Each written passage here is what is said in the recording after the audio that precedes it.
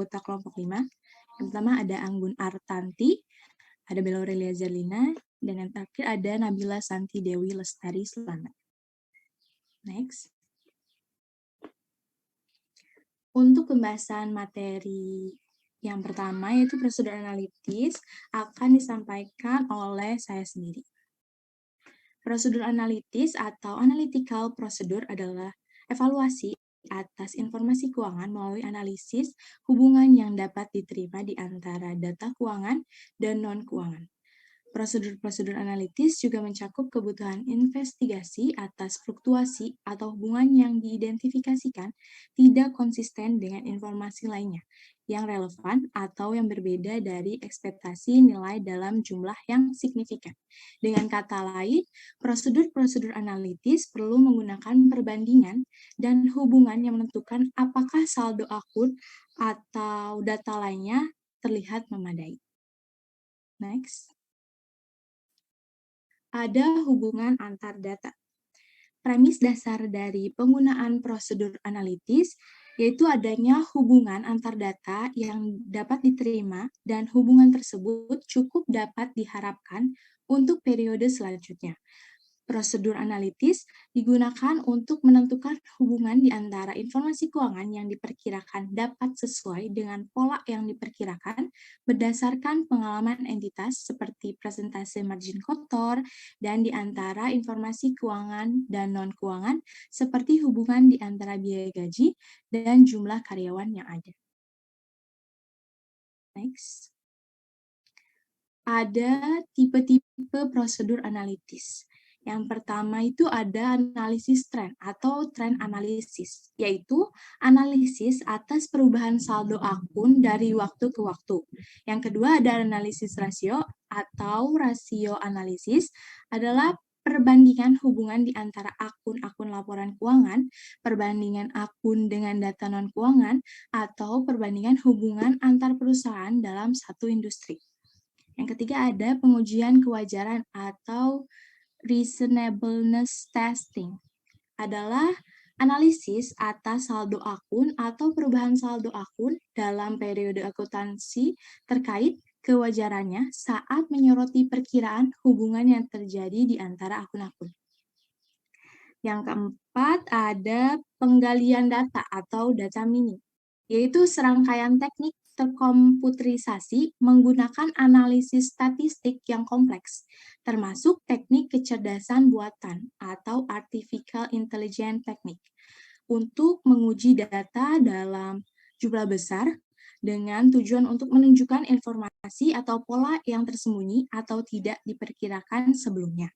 Yang terakhir ada analisis statistik, yaitu sebuah proses pengolahan data yang meliputi pemeriksaan, pembersihan, transformasi, pemrosesan, dan pemodelan data. Next. Ada waktu penggunaan prosedur-prosedur analitis. Auditor harus merancang dan melakukan prosedur-prosedur analitis mendekati akhir proses audit, yang mana hal tersebut dapat membantu auditor saat mengambil kesimpulan secara keseluruhan. Apakah laporan keuangan yang ada konsisten dengan pemahaman auditor terhadap entitas berdasarkan ISA 520. Dalam tahapan review secara keseluruhan atau pada akhir proses audit, tujuan dari prosedur analitis adalah untuk menilai kesimpulan yang didapatkan dan mengevaluasi seluruh penyajian laporan keuangan. Hal ini dapat digunakan untuk mendeteksi salah saji material yang diabaikan oleh bentuk pengujian lainnya, seperti kecurangan atau kesalahan pernyataan yang jauh dari lengkap. Prosedur-prosedur analitis juga dapat digunakan dalam perencanaan dan digunakan untuk pengujian substantif atau substantive testing. Next. Ada teknik audit yang terkomputerisasi atau computer assisted audit teknik, CAAT. CAAT dapat digunakan untuk memilih sampel transaksi-transaksi dari dokumen-dokumen elektronik yang utama untuk menggolongkan transaksi dengan karakteristik tertentu atau untuk menguji seluruh populasi yang bukan merupakan sampel. Nah, CAAT umumnya termasuk manipulasi data perhitungan, pemilihan data, analisis data, identifikasi terkait pengecualian, dan transaksi tidak biasa, serta analisis regresi dan analisis statistik. CAAT tersedia pada Generalist Audit Software atau GAS yang memberi kemampuan bagi auditor untuk mengakses, memanipulasi, mengolah, menganalisis, dan melaporkan data dalam beragam format. Next. Nah, ada proses review analitis. Dalam proses perencanaan, pelaksanaan, dan pengambilan kesimpulan dari prosedur-prosedur analitis disebut sebagai review analitis atau analytical review. Nah, pandangan teoritis adalah proses review yang terdiri dari 4 proses diagnostik, yaitu yang pertama ada gambaran awal atau mental representation. Yang kedua, pembentukan hipotesis, hypothesis generation, penelusuran informasi atau informasi search. Yang keempat, ada evaluasi hipotesis atau hypothesis evaluation. Next. Nah, ada 4 tahapan. Jadi saat ini kita menggunakan pendekatan praktisi. Berikut proses 4 tahapan yang paling umum dalam literatur profesional. Nah, tahapan pertama yaitu merumuskan sejumlah ekspektasi. Nah, berdasarkan ISA 520, auditor harus mengevaluasi reliabilitas data yang mana ekspektasi auditor atas jumlah atau rasio yang tercatat dikembangkan dengan memperhitungkan sumber, komparabilitas, sifat dasar, dan relevansi dari informasi yang tersedia, serta sejumlah pengendalian atas penyajiannya. Dalam tahapan pertama, dari proses review analitis, auditor mengembangkan sejumlah ekspektasi terkait jumlah yang seharusnya tampak di dalam saldo akun laporan keuangan, berdasarkan laporan keuangan periode sebelumnya, anggaran, informasi industri, dan informasi non-keuangan. Nah, ekspektasi yaitu estimasi auditor atas akun atau rasio yang tercatat. Auditor mengembangkan ekspektasinya sedemikian rupa, sehingga perbedaan penting di antara jumlah yang diekspektasikan dengan jumlah yang tercatat akan menunjukkan adanya salah saji. Nah, ekspektasi auditor yang paling mendekati yaitu untuk memperbaiki nilai saldo atau hubungan prosedur yang lebih efektif akan dapat mengidentifikasi potensi salah saji. Tahapan kedua ada membandingkan nilai ekspektasi dengan jumlah yang tercatat. Tahapan kedua dari proses review analitis yaitu ketika auditor membandingkan nilai yang diekspektasikannya dengan jumlah yang tercatat. Jadi auditor harus menentukan jumlah dari setiap perbedaan atas jumlah yang tercatat dari nilai yang diekspektasikan agar dapat diterima tanpa investigasi lebih lanjut. Nah, auditor harus mempertimbangkan besarnya perbedaan yang akan didapatkan auditor di antara nilai yang diekspektasikan dengan jumlah yang tercatat. Nah, jumlah awal dapat terkait dengan atau berasal dari materialitis. Jika perbedaan kurang dari jumlah awal yang dapat diterima, maka auditor dapat menerima nilai buku tanpa investigasi lebih lanjut. Namun, jika perbedaannya lebih besar, tahapan berikutnya adalah untuk menginvestigasi perbedaan tersebut. Tahapan ketiga ada menginvestigasi kemungkinan penjelasan terkait perbedaan di antara nilai yang diekspektasikan dengan nilai yang tercatat. Pada tahapan ketiga, auditor melakukan investigasi atas kemungkinan penjelasan terkait perbedaan jumlah yang diekspektasikan. Semakin besar ketepatan ekspektasi, maka semakin besar kemungkinan adanya perbedaan di antara ekspektasi auditor dan nilai yang tercatat, yang akan menyebabkan salah saji. Nah, sebaliknya, semakin kecil ketepatan ekspektasi, maka semakin besar kemungkinan adanya perbedaan yang disebabkan oleh faktor-faktor yang berelasi dengan faktor-faktor bawaan, serta reliabilitas data yang digunakan untuk mengembangkan ekspektasi tersebut.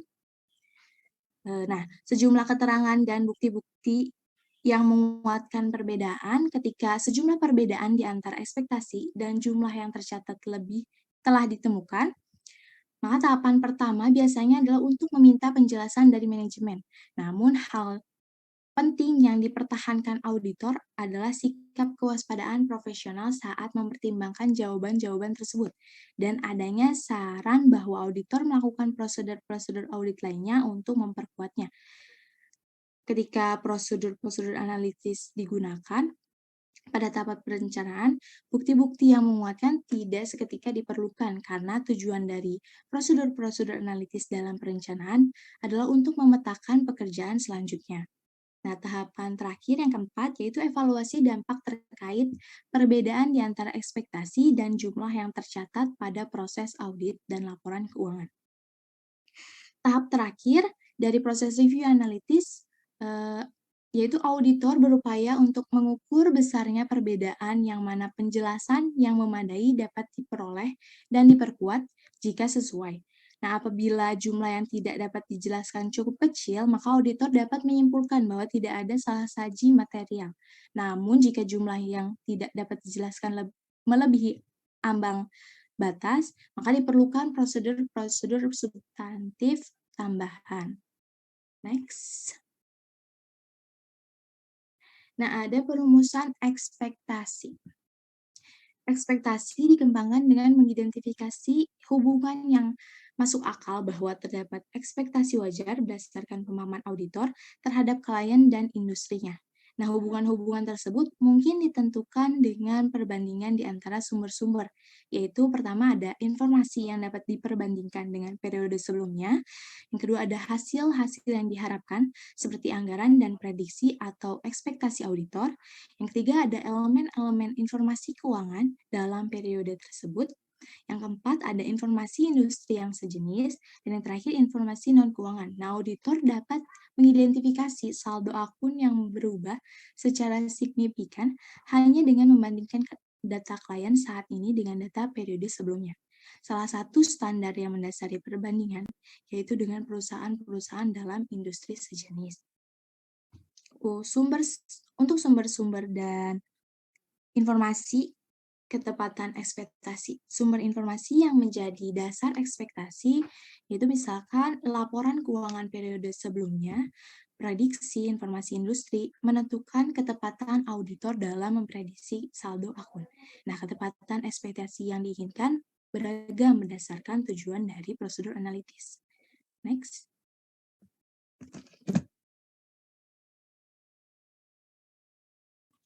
Sifat dasar akun dan karakteristik data. Nah, untuk efektivitas prosedur analitis merupakan fungsi dari sifat dasar akun atau nature of the akun, serta reliabilitas dan karakteristik data atau karakteristik of the data lainnya. Dalam menentukan sifat dasar akun, kita perlu mempertimbangkan apakah saldo akan berdasarkan sejumlah estimasi atau akumulasi transaksi, jumlah transaksi yang akan direpresentasikan dengan saldo akun dan lingkungan pengendalian. Next. Baik, untuk pembahasan materi selanjutnya tentang prosedur analitis secara umum akan disampaikan oleh Anggun Artanti. Kepada Anggun, dipersilahkan. Baik, terima kasih moderator atas kesempatannya. Selanjutnya di sini saya akan mempresentasikan tentang prosedur analitis secara umum. Prosedur-prosedur analitis secara umum adalah analisis tren, analisis rasio, analisis statistik, penggalian data atau data mining, serta pengujian kewajaran atau reasonableness test. Penentuan tipe prosedur analitis yang sesuai adalah masalah kearifan profesional atau professional judgment. Review atas praktik audit mengindikasikan bahwa pendekatan kearifan yang sederhana, seperti perbandingan dan analisis rasio, lebih sering digunakan daripada pendekatan statistik yang kompleks, seperti pemodelan time series atau analisis regresi. Selanjutnya di sini ada analisis tren. Analisis tren adalah analisis atas perubahan dalam saldo akun atau rasio dari waktu ke waktu. Analisis tren dapat membandingkan saldo akun tahun lalu dengan saldo akun yang belum diaudit saat ini atau saldo akun di beberapa periode waktu. Analisis tren berfungsi baik ketika akun atau hubungan dapat diprediksikan secara wajar, misalnya beban sewa dalam lingkungan yang stabil. Analisis tren dianggap kurang efektif ketika entitas yang diaudit mengalami perubahan sistem operasi atau sistem akuntansi yang cukup signifikan. Jumlah tahun yang digunakan dalam analisis tren merupakan fungsi dari stabilitas aktivitas operasi. Jadi, semakin stabil aktivitas operasi dari waktu ke waktu, maka akan semakin dapat diprediksikan hubungan yang ada dan semakin sesuai penggunaan sejumlah periode waktu. Selanjutnya di sini ada analisis rasio.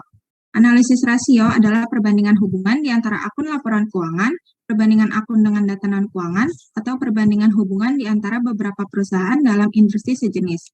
Terdapat 5 tipe dari analisis rasio yang digunakan dalam prosedur analitis, yaitu yang pertama ada rasio yang membandingkan data klien dengan data industri, yang kedua rasio yang membandingkan data klien dengan data sejenis dari periode sebelumnya, yang ketiga rasio yang membandingkan data klien dengan hasil-hasil ekspektasi yang ditentukan oleh klien, dan yang keempat ada rasio yang membandingkan data klien dengan hasil-hasil ekspektasi yang ditentukan oleh auditor, dan yang terakhir ada rasio yang membandingkan data klien dengan hasil-hasil ekspektasi menggunakan data non-keuangan.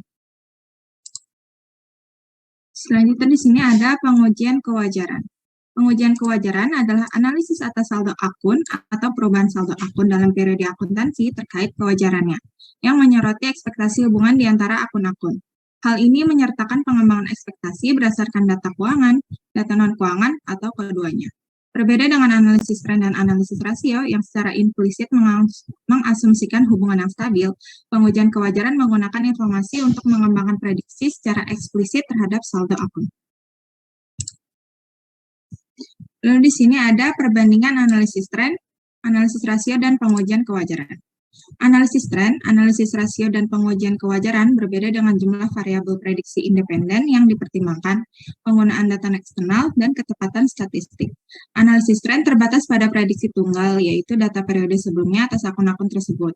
Analisis tren tidak mengizinkan penggunaan data aktivitas operasi yang relevan dan potensial dengan mengandalkan pada prediksi tunggal sebagaimana yang dilakukan pada tipe-tipe prosedur lainnya.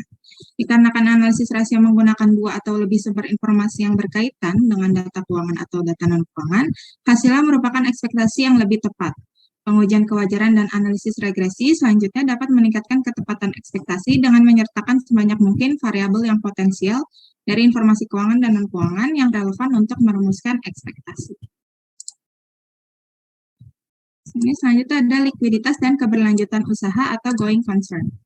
ISA 570 menyatakan bahwa entitas dianggap sebagai bisnis yang berkelanjutan sampai ke masa depan yang dapat diramalkan berdasarkan asumsi keberlanjutan usaha atau going concern. Laporan keuangan bertujuan umum disusun berdasarkan asumsi keberlanjutan usaha, kecuali jika manajemen bermaksud untuk melikuidasi entitas atau menghentikan operasi, atau tidak memiliki alternatif lainnya yang lebih realistis untuk melakukannya. Ketika penggunaan asumsi keberlanjutan usaha dinilai tepat, aset dan liabilitas dicatat dengan asumsi bahwa entitas akan dapat merealisasikan aset-asetnya dan mengurangi liabilitasnya dalam aktivitas bisnis yang lain. Selanjutnya di sini ada prosedur-prosedur analitis selama tahapan yang berbeda dalam proses audit. Terdapat beberapa kegunaan dari prosedur-prosedur analitis. Yang pertama itu, prosedur-prosedur analitis digunakan untuk membantu auditor dalam merencanakan sifat dasar, waktu, dan luasnya cakupan prosedur audit. Yang kedua, prosedur-prosedur analitis digunakan sebagai prosedur substantif. Dan yang ketiga, prosedur-prosedur analitis digunakan sebagai review secara keseluruhan terhadap laporan keuangan dalam tahapan akhir dari proses audit. Auditor perlu menggunakan prosedur-prosedur analitis untuk review secara keseluruhan atas tahapan audit. Nah, tahapan audit yang pertama itu ada perencanaan. Prosedur-prosedur analitis dilakukan dalam tahapan perencanaan yang digunakan untuk mengidentifikasi perubahan yang tidak biasa dalam laporan keuangan atau ketiadaan perubahan yang diekspektasikan sebelumnya dan risiko-risiko tertentu. Selama tahapan perencanaan, prosedur-prosedur analitis biasanya difokuskan pada saldo-saldo akun yang digabungkan pada tingkat laporan keuangan dan hubungannya. Lalu tahapan kedua ada pengujian substantif. Selama tahapan pengujian substantif, prosedur-prosedur analitis dilakukan untuk memperoleh keyakinan bahwa saldo akun laporan keuangan tidak memuat salah siji material. Dalam pengujian substantif, prosedur-prosedur analitis berfokus pada faktor-faktor dasar yang memengaruhi saldo akun melalui pengembangan ekspektasi terkait bagaimana seharusnya saldo akun yang tercatat tersebut disajikan. Tahapan yang ketiga ada review secara keseluruhan. Prosedur-prosedur analitis yang dilakukan selama tahapan review secara keseluruhan dirancang untuk membantu auditor dalam penilaian bahwa seluruh fluktuasi penting dan komponen-komponen yang tidak biasa lainnya telah dijelaskan secara memadai, dan bahwa penyajian laporan keuangan secara keseluruhan dinilai masuk akal berdasarkan hasil-hasil audit dan pemahaman terkait bisnis. Lalu ada pengujian pengendalian atas informasi yang digunakan dalam prosedur analitis. Pertimbangan penting saat menggunakan prosedur-prosedur analitis adalah adanya pengujian pengendalian atas penyajian informasi yang digunakan dalam prosedur analitis. Ketika pengendalian-pengendalian tersebut dinilai efektif, auditor akan memiliki keyakinan yang lebih baik atas reliabilitas informasi dan termasuk juga hasil-hasil dari prosedur analitis. Selanjutnya, prosedur sebagai pengujian substantif. Prosedur-prosedur substantif dalam audit dirancang untuk mengurangi risiko deteksi atau detection risk yang berkaitan dengan asersi-asersi atau assertion laporan keuangan tertentu. Pengujian substantif termasuk pengujian atas rincian saldo maupun transaksi dan prosedur-prosedur analitis. Auditor menggunakan prosedur-prosedur analitis untuk mengidentifikasi situasi-situasi yang memerlukan penggunaan prosedur-prosedur lainnya yang lebih banyak, misalnya pengujian pengendalian, prosedur audit substantif, tapi jarang mengurangi upaya audit. Selanjutnya ada prosedur-prosedur analitis daripada pengujian atas rincian. Terdapat sejumlah keuntungan saat melakukan prosedur-prosedur analitis substantif daripada pengujian atas rincian. Salah satu keuntungannya adalah bahwa auditor dapat menggunakan pemahamannya atas bisnis klien yang diperoleh selama prosedur perencanaan. Dalam perencanaan audit yang menggunakan sejumlah prosedur analitis sebagai prosedur substantif, auditor harus yang pertama menentukan kesesuaian prosedur-prosedur analitis substantif tertentu dengan asersi-asersi yang diberikan, serta mempertimbangkan penilaian risiko-risiko salah saji material. Yang kedua, auditor harus mengevaluasi reliabilitas data, yang mana ekspektasi auditor dikembangkan, terus memperhitungkan kualitas pengendalian, sumber, komparabilitas, dan relevansi informasi. Yang ketiga, auditor harus mengevaluasi apakah ekspektasi cukup tepat untuk mengidentifikasi salah saji yang dapat menyebabkan adanya salah saji material pada laporan keuangan. Dan yang keempat, auditor harus menentukan jumlah yang dapat diterima dari setiap perbedaan atas jumlah yang tercatat dengan ekspektasi nilai tanpa investigasi lebih lanjut. Selanjutnya ada sejumlah kelemahan dari prosedur-prosedur analitis. Prosedur-prosedur analitis ini memiliki beberapa kelemahan, yaitu yang pertama, prosedur-prosedur analitis substantif mungkin lebih banyak menghabiskan waktu pada awalnya untuk merancang dan mungkin menjadi kurang efektif daripada melakukan pengujian atas rincian saldo.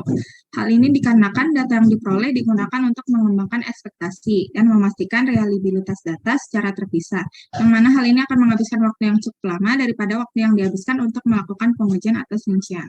Dan yang kedua, prosedur-prosedur analitis mungkin kurang efektif saat digunakan pada laporan keuangan secara keseluruhan daripada saat digunakan untuk setiap bagian aktivitas operasi pada laporan keuangan atau komponen-komponen laporan keuangan perusahaan.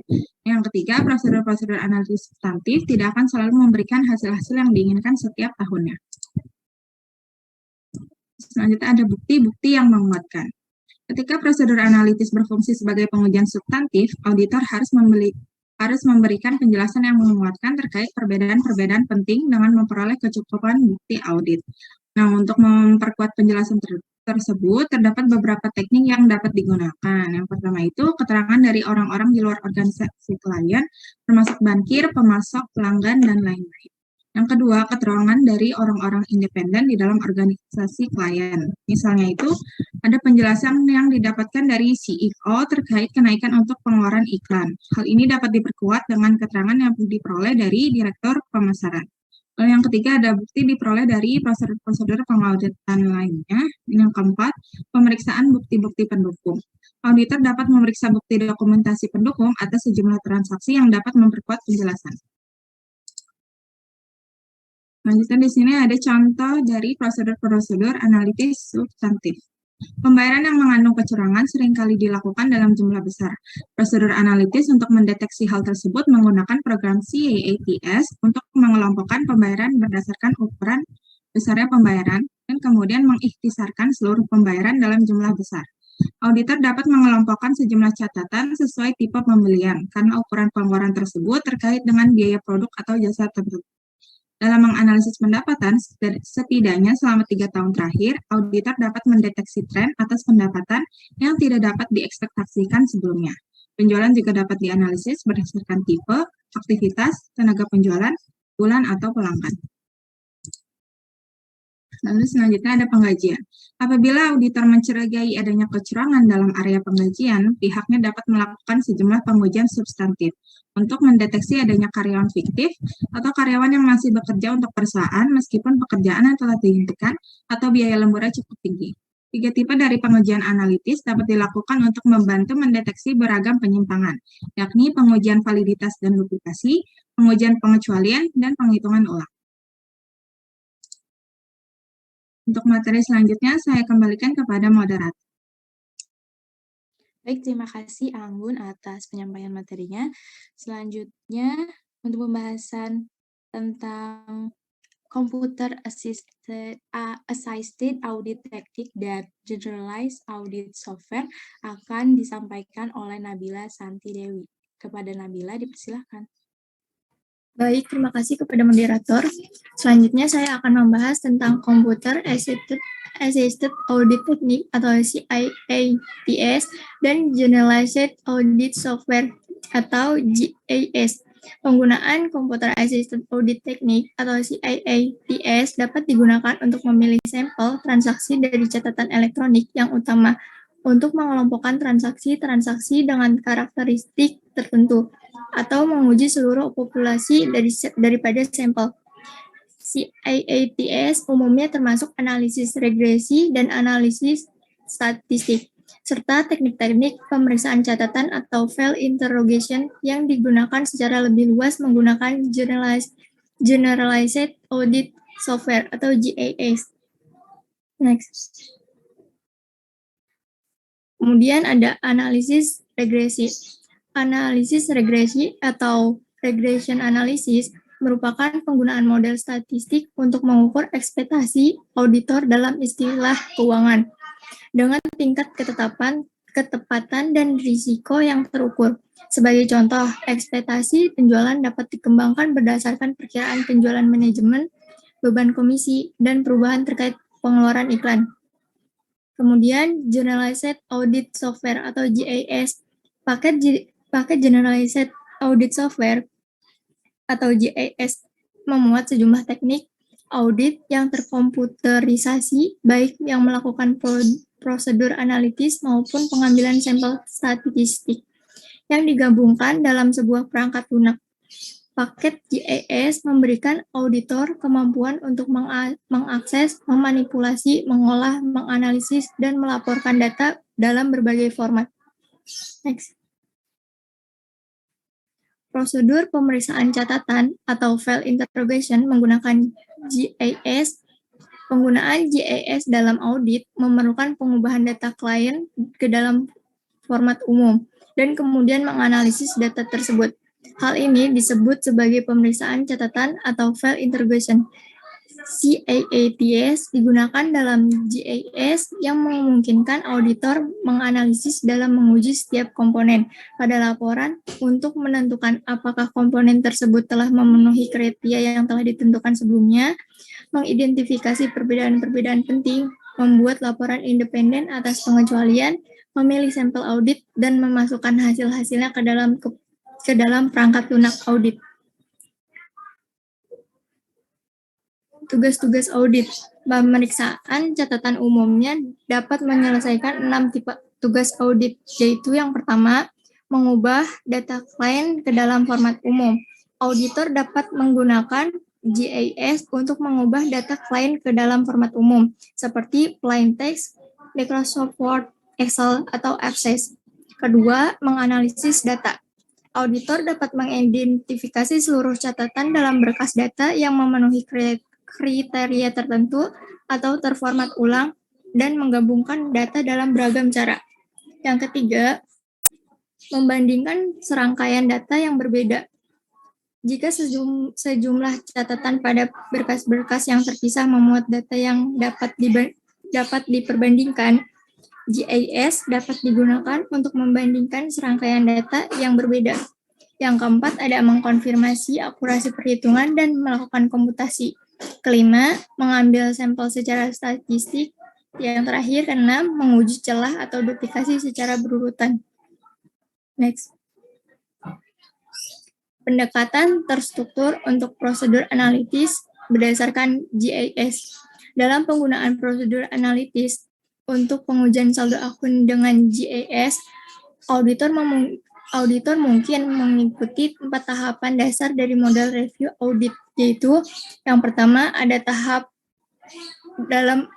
pertama dalam melakukan prosedur analitis, yaitu ekspektasi, menentukan data dasar yang tepat dan tingkat pemisahan atau pengelompokan data yang tepat. Menggunakan teknik analisis regresi untuk mengembangkan sejumlah data dasar yang memiliki hubungan masuk akal. Penggunaan perangkat lunak GIS untuk menghitung sejumlah ekspektasi atau estimasi regresi terhadap variabel pengujian. Tahap kedua dalam melakukan prosedur analisis yaitu identifikasi. Menggunakan teknik statistik GIS untuk membantu mengidentifikasi perbedaan-perbedaan penting dalam investigasi berdasarkan model regresi, pertimbangan audit terhadap ketepatan moneter, asuran audit yang diperlukan, dan arahan yang tersedia dalam pengujian.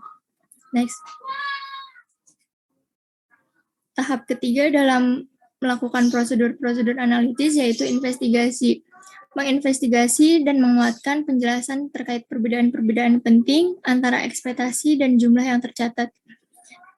Tahap keempat yaitu evaluasi. Mengevaluasi sejumlah temuan dan menentukan tingkat asuransi yang dapat diperoleh dari prosedur analitis jika ada. Next. Prosedur analitis menggunakan teknik penggalian data atau data mining. Data mining ini adalah serangkaian teknik terkomputerisasi menggunakan analisis statistik yang kompleks, termasuk teknik kecerdasan buatan untuk menguji data dalam jumlah besar dengan tujuan untuk menunjukkan informasi atau pola tersembunyi atau tidak diperkirakan sebelumnya. Penggunaan Customer Relationship Management atau CRM dan deteksi kecurangan yang paling ekstensif membuat data mining ditunjukkan untuk verifikasi dan penemuan. Selanjutnya, gas dan data mining. GIS membuat beberapa tugas menjadi lebih mudah, namun tidak dapat menyelesaikan setiap analisis datanya sendiri. Sedangkan data mining menganalisis data secara otomatis, namun lebih sulit untuk dilakukan. Metode data mining mencakup analisis dependensi, deskripsi data, analisis evolusi, dan analisis cluster. Next. Selanjutnya, ada analisis dependensi. Tujuannya untuk mengetahui hubungan yang paling signifikan antara variabel atau atribut dalam jumlah besar. Kedua, ada deskripsi data. Tujuannya untuk memberikan seluruh deskripsi atas data, baik untuk masing-masing data maupun dalam setiap kelompok atau konsep data. Ketiga, ada analisis evolusi. Tujuannya untuk menentukan perubahan yang paling signifikan dalam serangkaian data dari waktu ke waktu. Keempat, ada analisis cluster. Tujuannya untuk memisahkan data dengan karakteristik yang sama dari kelompok data dengan karakteristik yang berbeda. Next. Kemudian ada algoritma. Data mining paling sering menggunakan 3 algoritma, yaitu pertama ada pohon keputusan atau decision tree. Adalah model yang dapat memprediksi dan mengklasifikasikan data dengan struktur hierarki, terdiri dari tangkai yang memuat sejumlah pertanyaan klasifikasi dan cabang yang merupakan jawaban dari sejumlah pertanyaan. Yang kedua ada a priori algoritma, berupaya untuk menemukan komponen yang sering ditetapkan menggunakan sejumlah aturan untuk menemukan keterkaitan di antara ada atau tidak adanya komponen-komponen tersebut. Yang ketiga ada neural network, adalah model komputerisasi berdasarkan arsitektur otak. Next. Selanjutnya, tindak lanjut dalam kasus penyimpangan yang tidak diekspektasikan. Ketika prosedur analitis mengidentifikasi sejumlah fluktuasi atau hubungan penting yang tidak konsisten dengan informasi relevan lainnya, atau merupakan penyimpangan dari jumlah yang diprediksikan sebelumnya. Auditor harus menginvestigasi dan memperoleh penjelasan yang memadai, serta mendapatkan bukti yang tepat dan menguatkan. Terdapat dua alasan utama terkait fluktuasi atau inkonsistensi yang penting, yaitu adanya alasan bisnis sesungguhnya yang tidak jelas selama prosedur perencanaan. Yang kedua, adanya salah saji. Next. Kemudian investigasi. Investigasi terhadap fluktuasi atau hubungan yang tidak biasa umumnya berawal dengan meminta keterangan dari manajemen, diikuti dengan bukti-bukti yang menguatkan respon manajemen dan penentuan apakah tambahan prosedur audit diperlukan. Respon manajemen mungkin dikuatkan dengan membandingkan dengan pengetahuan yang dimiliki auditor terhadap bisnis dan bukti-bukti lainnya yang diperoleh selama rangkaian proses audit. Jika auditor mendeteksi adanya penyimpangan dari sejumlah pengendalian yang diharapkan dapat diandalkan, auditor harus memberikan keterangan khusus agar dapat memahami permasalahan-permasalahan yang terjadi dan sejumlah konsekuensinya. Lebih lanjut, auditor harus menentukan apakah pengujian pengendalian menunjukkan dasar yang tepat terkait ketergantungannya terhadap sejumlah pengendalian. Kedua, tambahan pengujian pengendalian merupakan kebutuhan. Ketiga, potensi risiko salah saji perlu diselesaikan menggunakan sejumlah prosedur substansif. Next. Baik, cukup sekian materi yang saya dapat sampaikan. Terima kasih, saya kembalikan kepada moderator. Baik, terima kasih Nabila atas penyampaian materinya.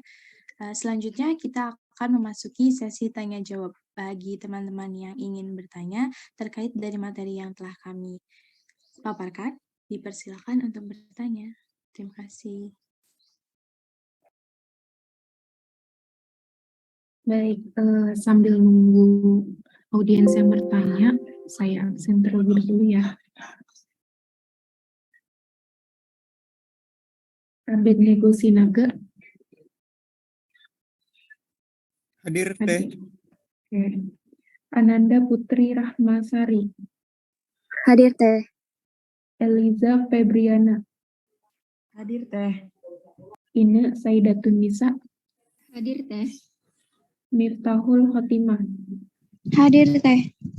Muhammad Bintang Prima. Hadir Teh. Nabilah Santi Dewi. Hadir Teh. Nur Afifah Insani. Hadir Teh. Putri Permatasari. Alfian Yuda Alfatan. Hadir Kak, terima kasih. Kami Julianti. Hadir Teh. Dita Herawati. Hadir Teh. Diah Paramita. Hadir Teh. Firda Nur Khadijah. Hadir Teh. Hikmatia Saida. Hadir Teh. Intan Nur Hidayat. Hadir Teh. Farida Dia Ulhaq. Hadir Teh. Husnul Khotimah. Hadir Teh. Mercy Anastasia. Hadir. Miranda Ardana. Hadir Teh. Muhammad Adrian. Hadir Teh. Muhammad Apriyandi. Oke. Nadia Zulfania. Hadir Teh. Restu Putri Agustin. Hadir Teh. Rika Nur Ismawati. Hadir Teh. Sabila Ali. Hadir Teh. Sekar Putri. Hadir Teh. Siti Nurul Hijayanti. Hadir Teh. Bella Aurelia. Hadir Teh. Anggun Artanti. Hadir Teh. Sapira Mega. Hadir Teh. Firmansyah. Hadir Teh. Kristina. Hadir Teh. Safira. Hadir Teh. Winnie Puspa Riani. Hadir Teh.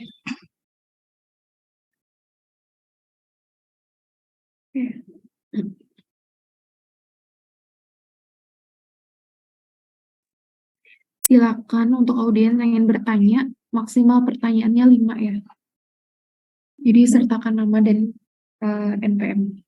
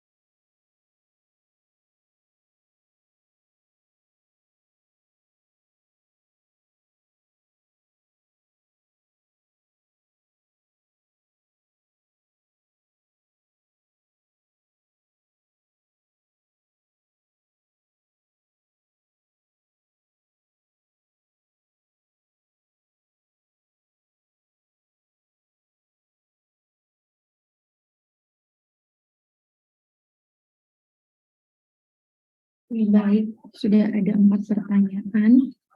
Mungkin mau dijawab terlebih dahulu atau bagaimana?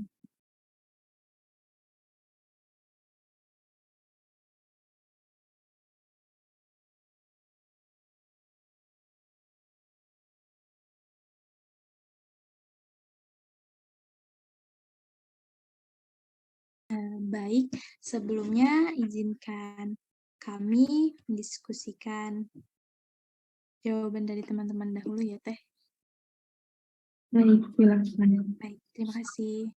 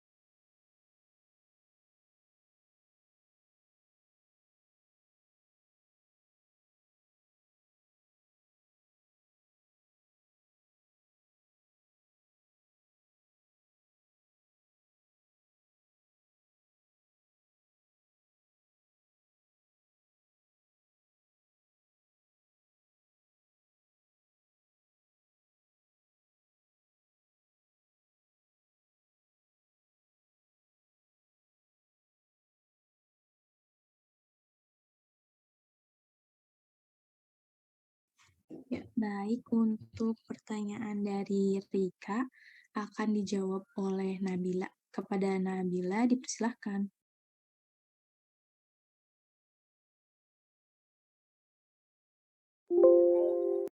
Baik, saya akan menjawab pertanyaan dari Rika Nur Ismawati yang pertanyaannya, pada kelemahan dari prosedur analisis, itu salah satunya disebutkan bahwa prosedur substansif tidak akan memberikan hasil yang diinginkan setiap tahunnya. Mengapa hal itu bisa terjadi? Apa penyebabnya?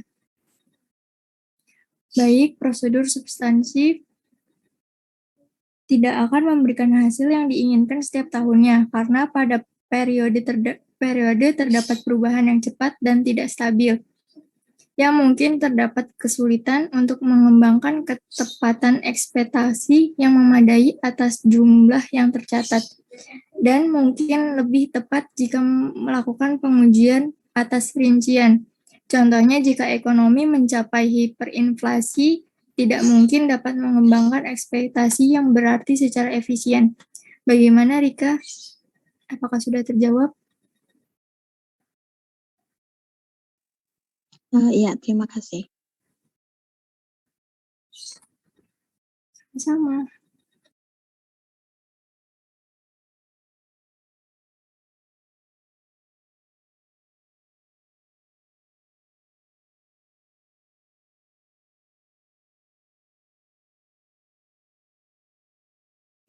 Baik, pertanyaan selanjutnya dari Kristina akan dijawab oleh Anggun. Kepada Anggun dipersilahkan. Baik, di sini saya akan menjawab pertanyaan dari Kristina, yang mana pertanyaannya, kenapa prosedur-prosedur analitis digunakan kembali saat mendekati proses akhir audit, sedangkan pada saat tahapan perencanaan, prosedur analitis tersebut sudah digunakan. Jadi, prosedur analitis digunakan kembali dalam proses akhir audit itu untuk menilai kesimpulan yang dicapai dari proses audit dan mengevaluasi penyajian laporan keuangan secara keseluruhan. Ditambah, auditor juga akan mendeteksi salah saji material yang mungkin terabaikan oleh pengujian lain. Pada tahap akhir juga, auditor itu sudah menilai bahwa semua perubahan signifikan dan hal-hal yang tidak biasa lainnya telah dijelaskan, serta keseluruhan penyajian laporan keuangan telah masuk akal berdasarkan hasil audit dan pemahaman bisnis entitas. Jadi, itulah mengapa prosedur analitis digunakan kembali pada saat mendekati proses akhir audit. Untuk Kristina, apakah cukup menjawab? Cukup, Anggun. Terima kasih. Sama-sama.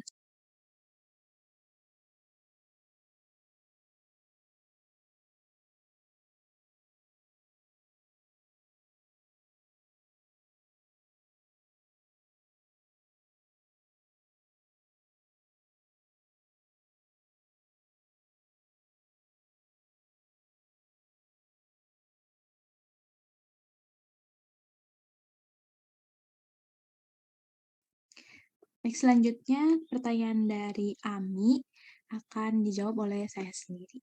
Nah, pertanyaannya yaitu, dalam situasi seperti apa yang membuat auditor memberi kewajaran di dalam suatu pengujiannya, begitu juga sebaliknya, dalam situasi apa auditor tidak memberikan kewajarannya dalam pengujiannya. Nah, kewajaran dalam suatu pengujian diberikan oleh auditor ketika auditor tidak menemukan kesalahan yang material secara keseluruhan dari analisis atas saldo akunnya. Sedangkan ketidakwajaran dalam suatu pengujian diberikan oleh auditor ketika terdapat kesalahan penyajian dari analisis atas saldo akunnya. Bagaimana, Ami? Apakah sudah cukup? Sudah cukup, terima kasih. Sama-sama. Izin menambahkan, intinya dari pemberian opini kewajaran atau tidak wajar itu, panduan kita adalah standar akuntansi keuangan, karena di situ kan ternilai penyajian dan pengakuan dari akun-akun di laporan keuangannya. Apakah sudah disajikan secara wajar atau sesuai dengan standar atau belum. Jadi, dilihat lagi. Misal pendapatan, apakah sudah sesuai dengan PSAK tentang pendapatan, kemudian aset penyajiannya, apakah sudah sesuai dengan standar akuntansi keuangan tentang aset atau belum. Nah, kalau misalkan kita sudah membandingkan dan ternilai sudah disajikan dengan wajar, dengan sesuai standar, ya berarti kita bisa memberikan opini wajar atas pengujian itu. Gimana? Ami, apa bisa dipahami? Bisa, Teh. Terima kasih, Teh. Baik, sama-sama.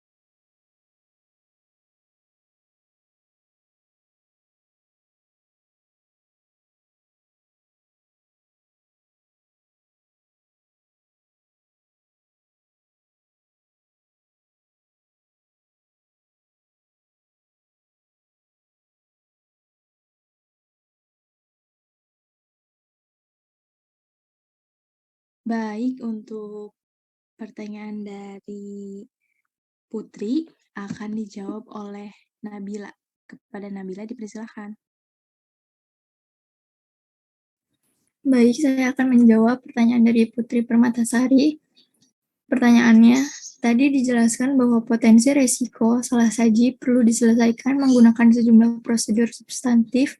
Apa prosedur substantif itu dan bagaimana cara melakukan pengujian substantif?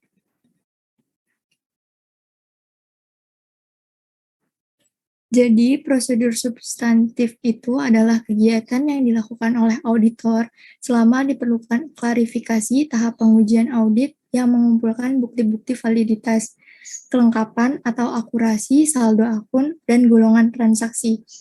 Prosedur untuk melakukan pengujian substantif yaitu pertama, pengajuan pertanyaan kepada para karyawan berkaitan dengan kinerja tugas mereka. Kedua, pengamatan atau observasi terhadap personil dalam melaksanakan tugas mereka. Yang ketiga, menginspeksi dokumen dan catatan. Yang keempat, melakukan perhitungan kembali. Yang kelima, konfirmasi. Dan keenam, analisis. Berikut jawabannya. Bagaimana Putri Permatasari? Sama-sama. Baik, jawabannya tepat ya. Jadi, dari pertanyaan kami, tadi dijelaskan bahwa potensi risiko salah saji perlu diselesaikan menggunakan sejumlah prosedur substantif. Nah, apa sih prosedur substantif itu dan bagaimana cara melakukan pengujian substantifnya? Tadi untuk pengertiannya sudah benar tentang prosedur substantif itu seperti apa, dan prosedurnya sendiri, gimana cara melakukannya adalah biasanya benar tadi ada inspeksi, kita periksa baik itu ke dokumennya maupun ke saldonya. Jadi di laporan keuangannya antara buku besar dan laporan keuangannya sama atau enggak angkanya. Itu inspeksi. Kemudian diinspeksi ke dokumennya. Tadi di transaksi buku besar pada tanggal 10 misalkan ada transaksi pembelian 10 juta. Nah, di dokumen ini benar nggak sih 10 juta? Itu contoh dari inspeksi yang termasuk cara-cara dari prosedur substantif. Intinya, dari prosedur substantif itu adalah pengujian untuk menguji kewajaran dari akun dalam laporan keuangan. Tadi, yang pertama inspeksi. Terus ada yang namanya konfirmasi. Ini dilakukan pada akun kas, utang, dan piutang untuk konfirmasi ini.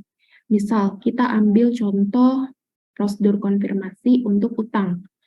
Misalkan PT Nabila ini punya perusahaan, punya utang juga nih di dalam laporan keuangannya. Ada utang 10 juta ke PT Christina, misalkan. Kita sebagai auditor untuk melakukan meyakinkan kalau memang benar nih utangnya 10 juta itu gimana sih caranya? Salah satunya adalah dengan konfirmasi. Kita kirim kepada PT Christina, benar nggak sih kalau utangnya ini sekian 10 juta? Nah, nanti kita kirimnya itu berupa surat. Jadi kita surat menyurat tuh antara auditor dan klien yang mempunyai piutang untuk si PT Nabila ini. Tuh, nanti si PT Christina ngirim benar utang pada PT Nabila ini 10 juta. Nah, maka kita bisa pastikan bahwa utang yang disajikan dalam laporan keuangannya ini sudah tepat dan sudah wajar. Dibuktikan dengan prosedur substantif dengan proses konfirmasi. Itu mungkin salah satu gambarannya untuk prosedur substantif. Gimana? Bisa dipahami nggak? Oke. Atau yang lain ada yang belum tergambar tentang prosedur substantif ini?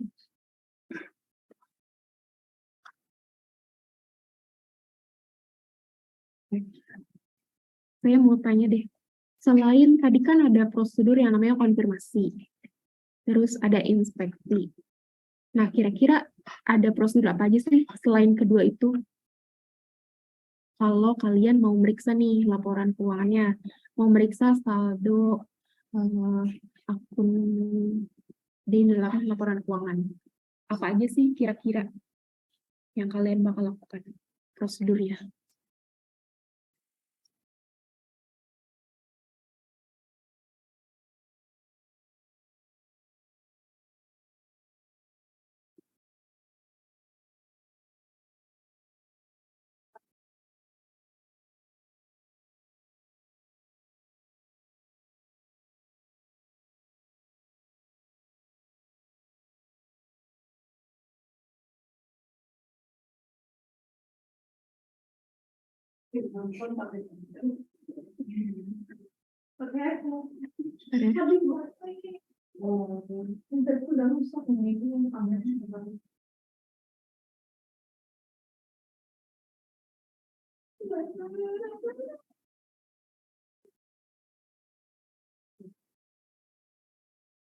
Kalau dalam melakukan pemeriksaan, poin-poin apa aja sih yang kalian periksa memang sampai kalian tuh terpikir prosedurnya A, B, C, misalkan.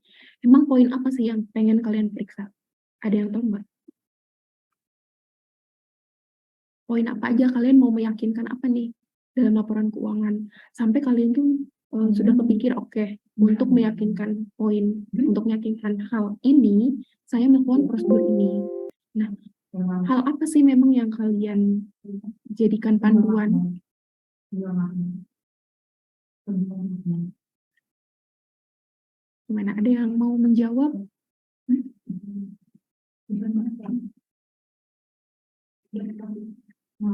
Saya mau coba jawab. Silakan Nadia. Mungkin untuk mendeteksi salah saji material teh dari ASRC yang udah diberikan gitu. Oke, itu secara garis besar ya, betul memang. Nah, kalau misalkan lebih dirincikan lagi, yang ingin kita periksa itu adalah asersinya manajemen. Ada yang tahu mungkin asersi manajemen itu apa?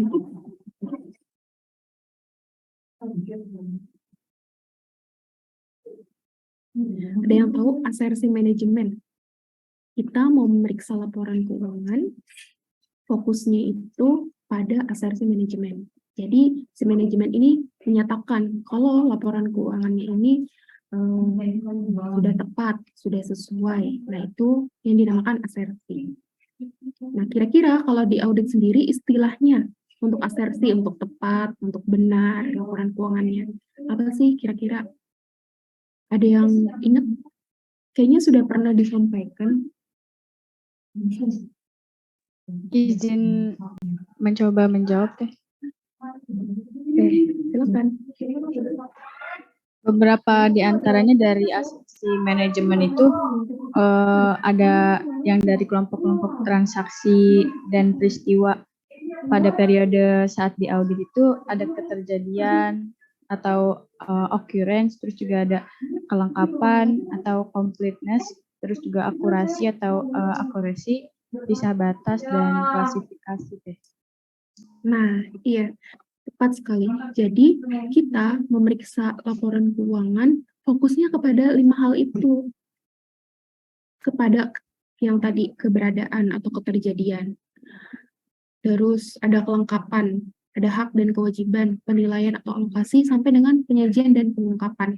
Nah, kelima asersi ini ada prosedurnya sendiri, supaya kita bisa meyakinkan, oke, benar ternyata kata manajemen, kalau laporan keuangan itu memenuhi asersi keberadaan dan keterjadian. Bisa dibuktikan dengan apa? Kalau untuk aset, si aset itu benar-benar terjadi atau benar-benar ada, yaitu adalah dengan adanya surat kepemilikan. Misalkan si PT Hikmatia ini punya PT, terus punya aset berupa mobil. Untuk meyakinkan kalau misalkan si mobilnya ini ada, atau si motornya ini ada, dibuktikan dengan apa? Dengan adanya surat pembelian, kemudian mungkin adanya BPKB. Nah, itu salah satu prosedur yang kita lakukan adalah inspeksi ke dalam dokumennya. Jadi kita melakukan prosedur analitis berupa inspeksi untuk meyakinkan asersi keberadaan atau keterjadian dari saldo akun asetnya itu. Gitu. Kemudian kalau si perusahaannya ini menulis saldo kas 10 juta. Kalian percaya kalau perusahaan ini mempunyai saldo kas 10 juta itu dari mana? Prosedurnya apa yang kalian lakukan untuk membuktikan benar kata manajemen asersinya kalau si kasnya ini berada dan terjadi 10 juta, ada di laporan keuangan itu 10 juta. Kalian membuktikannya gimana? Prosedur analitisnya apa yang dilakukan? Ini kali teh apa pemeriksaan pada dokumen-dokumen transaksi yang sebelum-sebelumnya. Itu juga bisa. Ada lagi yang ingin menjawab?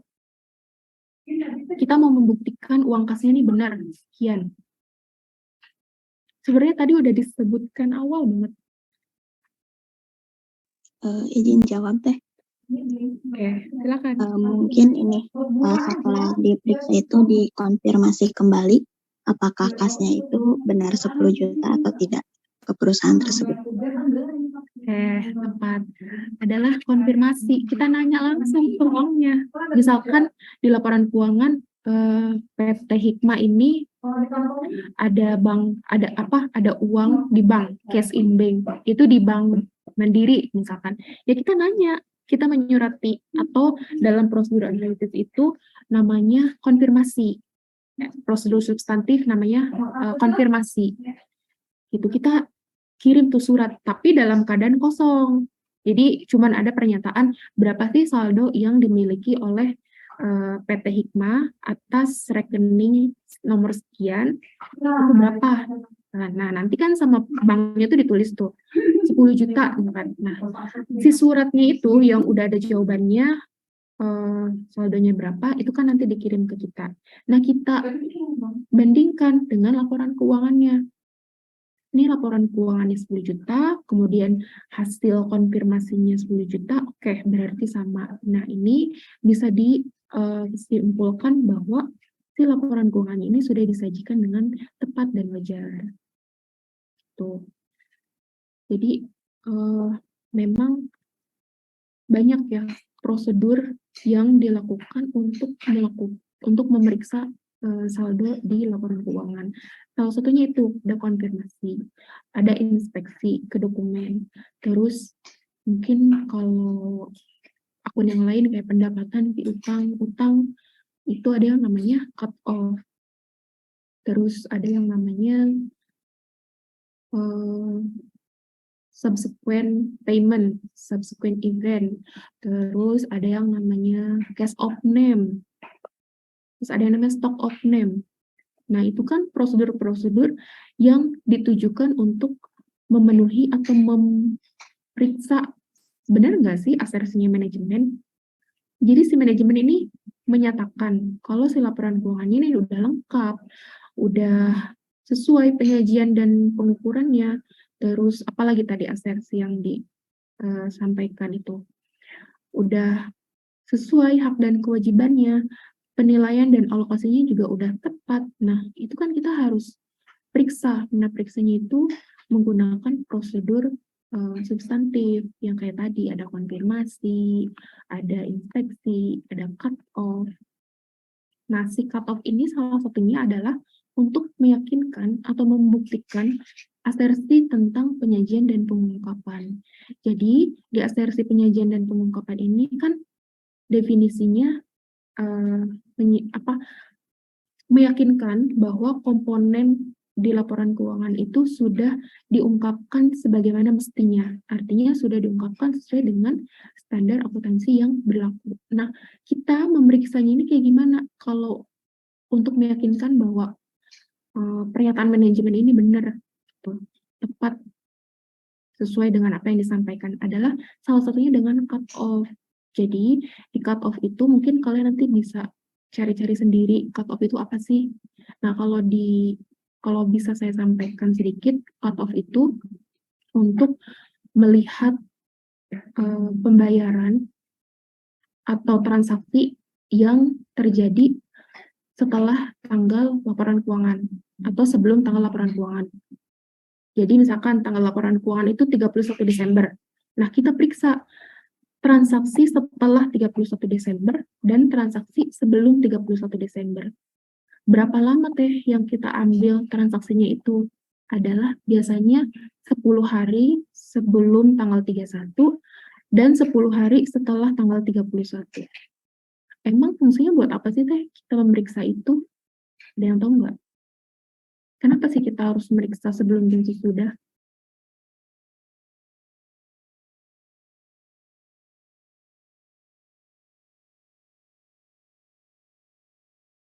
Ya, ada yang tahu? Di sini ada yang udah dapat MKS apa belum? Belum ya? Standar akuntansi keuangan. Belum dapat? Oke. Ada yang mau menjawab nggak? Kenapa sih kok harus diperiksa sebelum dan sesudah? Tuh.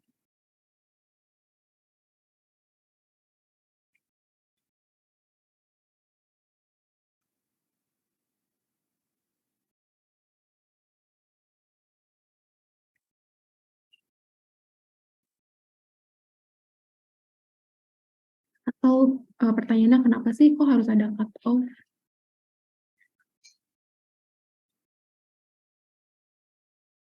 Kan tadi katanya cut off itu prosedur yang dipakai untuk meyakinkan atau memeriksa dari asersi penyajian dan pengungkapan. Izin menjawab teh. Oke, silakan Adrian ya. Iya. Mungkin untuk meminimalisir kecurangan mungkin teh. Ya, itu pasti salah satu tujuan dari semua pemeriksaan adalah untuk meminimalisir adanya kecurangan. Nah, mungkin bisa saya tambahkan, kalau untuk cut off sendiri, itu kan fokusnya di asersi penyajian dan pengungkapan. Misal nih, kita ambil akun pendapatan. Pendapatan ini kan kalau di SAK sendiri harus tepat kapan dia bisa diakui sebagai pendapatan. Nggak bisa tuh kita sesuka hati, yaudah deh pendapatannya ditulisnya nanti aja, padahal udah terjadi sekarang. Nah, itu salah satu tujuan untuk prosedur cut off. Jadi memastikan kalau si pendapatan itu disajikan atau ditulis di waktu yang tepat sesuai keterjadiannya. Karena berdasarkan SAK sendiri, pendapatan harus disajikan dan diungkapkan pada waktu di mana dia terjadi transaksi. Gitu. Misalkan untuk perusahaan dia punya persediaan, dia perusahaan buku misalkan, dia kan persediaannya berupa buku. Kapan sih dia bisa mengakui sebagai pendapatan? Ya kalau si buku itu udah dijual, udah ada di tangan konsumen. Nah, misal si perusahaan mengakuinya itu tidak sesuai dengan standarnya, ya itu berarti nanti temuan kita dalam proses cut off-nya itu. Jadi transaksinya terjadi tanggal 10, tapi transaksi terjadi tanggal 18 misalkan. Tapi si perusahaan ini mencatatnya tanggal 1 bulan depan, misalkan. Tanggal 1 bulan depan. Nah itu kan tidak memenuhi kriteria standar akuntansi keuangan. Nanti kan berpengaruhnya terhadap laba ruginya. Kalau laba ruginya terpengaruh atau ada pendapatan yang belum dicatat, nanti berpengaruh juga kepada pajak yang dia bayar. Tuh. Akan berdampak perpasif. Jadi banyak yang kena imbas gitu. Kalau misalkan tidak disajikan sesuai dengan standar akuntansi yang berlaku. Itu mungkin bisa dipahami.